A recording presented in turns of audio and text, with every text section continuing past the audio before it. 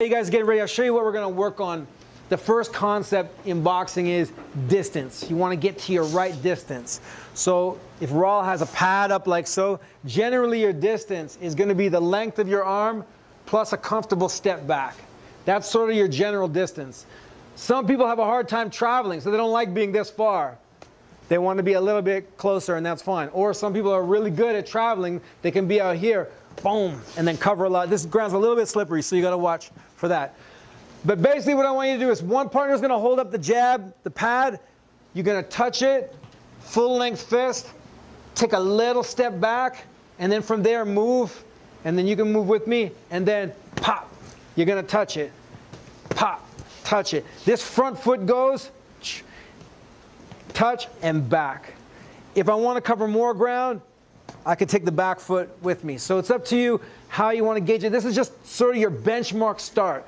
Touch and back, touch and back. You don't want to be already here, then your opponent can hit you already, then you're already in the mix. I want to be in my safe spot, touch and back, moving around, pop. So just get a feel for that distance. You start there, and then take that little step back, and that's generally how you know.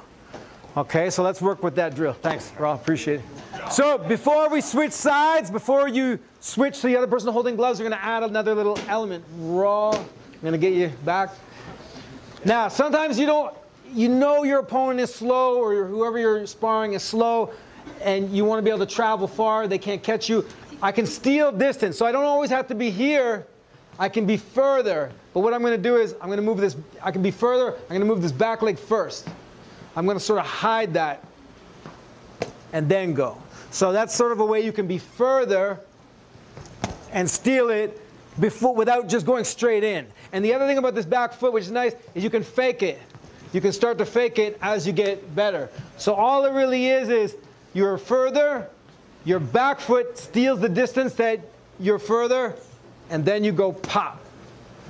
Okay, so that's in case you want to get a little more distance. So let's work with that concept. Start a little bit further, step in, and then give a drive. Thanks, buddy. You're a little bit further and work that distance.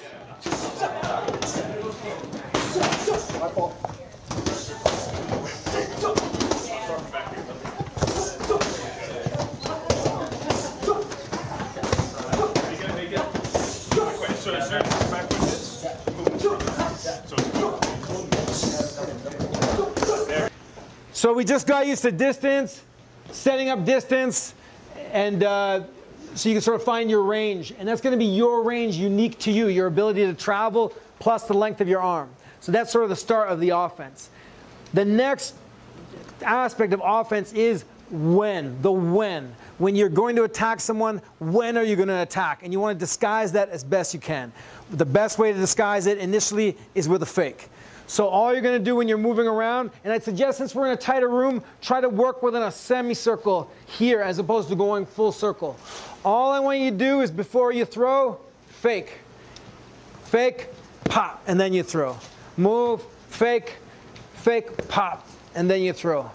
Fake, pop, and then you throw. The best way to get a fake going is the least amount of movement you can generate without actually executing. So you could think in your mind, jab, jab. So if I'm going to fake, I'm thinking jab, jab, jab, jab, bump, and then you go. So you could think jab. That's one way to get yourself into it. Another way to get the fake going is just make a 1/8, 1/16 movement of the technique. So here, I go with it as if I'm going to go, and then you execute. Okay, thanks. Okay. So try to work on faking. It's mental. Fake, go. Fake, move, go. Fake and go. Quick question. Yeah. Go for it, guys. I just leave it up? Yeah, and then you just leave it up, and you just try to time them as best you can. Now for the pad hold, sorry, 1 second. Time, 1 second. For the pad holder, the way you know the person is coming, you watch their upper chest, their body, and when you see that body travel, that's how you know they're coming. That's the cue for defense. So pad holders, you're getting something out of it too. Make sure you're watching not just the opponent's glove, you're watching their upper body. When you see that come to you, that's how you know the punch is coming. That's a cue for defense. So try to time it. Ready, go for it, guys. Fake and go, fake and go.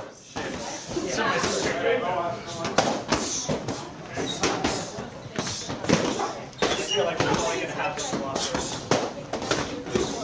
Yeah, yeah. I like that. That was good. That was good. Get into your rhythm. Fake and go. Fake and go. So next concept, we're sticking with offense. First we covered the distance. Then we covered setting up with the jab, faking, making yourself less predictable. That comes with when. When are you going to go?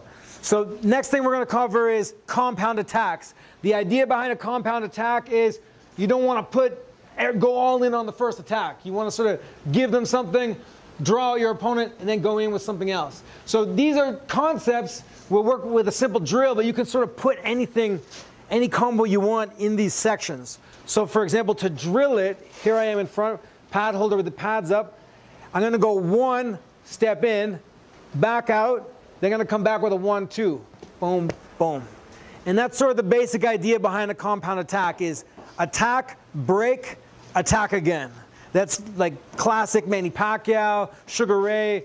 Any boxer with movement, this is what they're doing. So here you are moving. You're going to start, jab, back, pop, pop, 2, and then you're back out. But it could be anything you want. When you're practicing on your own, I could go 1, 2, 3, pop, pop, pop, back, 1, 2. It could be anything you want as long as you understand the idea of go, break, go again. And after this, we're going to get into angles. I'm going to go 1, 2, and then we're going to work some angles where you can have other ways to build in the compound attack.